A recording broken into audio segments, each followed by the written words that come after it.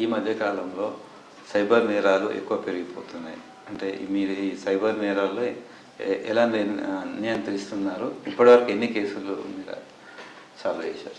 ఈ కేసెస్ల విషయంలో వస్తే సైబర్ నేరాలు మెయిన్ ఈ మనకు ప్రతి నెలలో రెండో బుధవారము సైబర్ అవేర్నెస్ డే అని చెప్పేసి స్కూల్స్ నుంచి పని ప్రదేశాలలో ఎక్కడైతే పబ్లిక్ ఎక్కువ గుమిగూడతారో అక్కడ పోయి అవాంఛితమైన వ్యక్తులు ఎవరైనా ఫోన్లు చేసినా రెస్పాండ్ కావద్దు, ఓటీపీలు చెప్పొద్దు, మీ యొక్క వ్యక్తిగత వివరాలు చెప్పొద్దు అని మనము అవేర్నెస్ క్రియేట్ చేస్తున్నాము.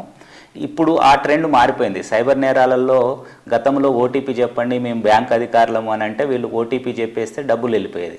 ఇప్పుడు ఆ అవేర్నెస్ వచ్చేసింది జనాలలో.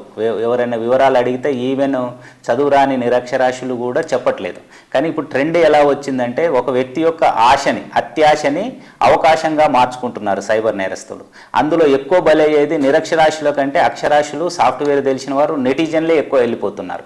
ముఖ్యంగా ఏంది, ఇన్వెస్ట్మెంట్ ప్లాన్ అని వస్తారు. మీరు ఇప్పుడు ఇన్వెస్ట్ చేస్తే 10,000 ఇన్వెస్ట్ చేస్తే 50,000 అవుతుంది ఇమీడియట్లీ అని అంటారు. మీరు 500 నుంచి ఎప్పుడైనా చెట్టొచ్చు అని అంటారు. ఫస్ట్ ఇతను 500 కదా అని చెప్పేసి 500 ఫస్ట్ చేసేస్తారు. 500 చేయగానే అతను 5,000 కొట్టేస్తాడు. 5,000 ఎప్పుడైతే కొట్టిందనుకో మళ్ళీ 5,000 కొడతాడు ఇతను. తర్వాత అతను 50,000 కొడతాడు. ఎప్పుడైతే 50,000 కొట్టిన ఆశ వచ్చేసిందో అది అకౌంట్లోనే చూపిస్తాడు. వాడు ఈయనకి డ్రా చేసుకోవడానికి అవకాశం కల్పించాడు. అట్లా ప్రమోషన్ అనిపియండి, లేకపోతే గూగుల్ నువ్వు లైకులు కొడితే డబ్బులు వస్తాయని చెప్పేయడము. ఇట్లా మనిషి ఏదైతే అత్యాశ ఉందో అత్యాశ వలన ఇన్వెస్ట్మెంటు, ప్రమోషన్స్. ఈ మధ్య కాలంలో మీ పిల్లవాడిని అరెస్ట్ చేసినామని, లేకపోతే మీ పేరు మీద డ్రగ్స్ పార్సల్ వచ్చిందని, డిజిటల్ అరెస్ట్ అని, ఇట్లాంటి కొత్త కొత్త పద్ధతులలో సైబర్ నేరస్తులు వస్తున్నారు. మన ఏరియాలో ఎక్కువ డిజిటల్ అరెస్ట్ కంటే ఎక్కువ ఈ ప్రమోషనల్ ఇన్వెస్ట్మెంట్, ప్రమోషనల్ అత్యాశను దృష్టిలో పెట్టుకొని ఎక్కువ కేసులు వారానికి 2 వరకు మనకాడ రిపోర్ట్ అవుతున్నాయి. కాబట్టి దీనికి ముఖ్యంగా కావాల్సింది ఏంటంటే ప్రజల్లో జాగ్రత్త అవసరము. దీంట్లో ఎందుకంటే నేరస్తుడు మన ఏరియాలో ఉండడు, నేరస్తుడు ఎక్కడనో ఉంటాడు, ఇతర దేశాలలో ఉంటాడు. కాబట్టి అవేర్నెస్ అనేది ముఖ్యం కాబట్టి అవేర్నెస్ చేస్తున్నాము.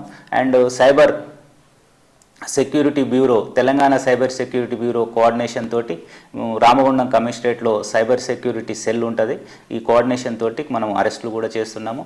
పుట్ ఆన్ హోల్డ్ 1930కి ఎప్పుడైతే ఇమీడియట్లీ ఆ గోల్డెన్ అవర్లో మీ డబ్బులు పోయినాయి అని ఎమ్మటే మరుక్షణము చేసినట్లయితే సిస్టమే 1930 ద్వారా దాన్ని పుట్ ఆన్ హోల్డ్ చేస్తే మేజిస్ట్రేట్ ద్వారా Annexure 1, Annexure 2, Annexure 3 ఫామ్స్ చేసేసి వాళ్ళకు డబ్బులు కూడా మనము రిటర్న్ ఇప్పిస్తాం.